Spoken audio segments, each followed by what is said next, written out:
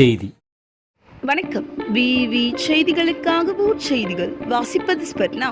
ராணிப்பேட்டை மாவட்டம் பானவரம் அடுத்த வேடந்தாங்கல் கிராமத்தில் அமைந்துள்ள ஸ்ரீ சுப்பிரமணிய சுவாமி திருக்கோவிலில் மாசி மாத கிருத்திகையை முன்னிட்டு மூலவர் உற்சவர் சுப்பிரமணிய சுவாமி வள்ளி தெய்வானை சுவாமிக்கும் பல்வேறு வகையான நறுமண பொருட்கள் கொண்டு சிறப்பு பூஜை அபிஷேகம் செய்து பட்டு வஸ்திரம், மலர் மாலை, பல மலர்கள் கொண்டு அலங்காரம் செய்யப்பட்டுள்ள மங்கள வாத்தியங்கள் முழங்க மகா தீப ஆராதனைகள் நடைபெற்றது.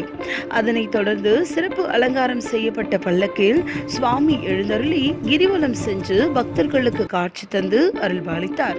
இதில் 20க்கும் மேற்பட்ட கிராம பொதுமக்கள் கலந்து கொண்டு சுவாமி தரிசனம் செய்தனர். பக்தர்களுக்கு அனைவருக்கும் பிரசாதம் மற்றும் அன்னதானம் வழங்கப்பட்டது. விவி செய்திகளுக்காக விஜய் மற்றும் பாஸ்கர்.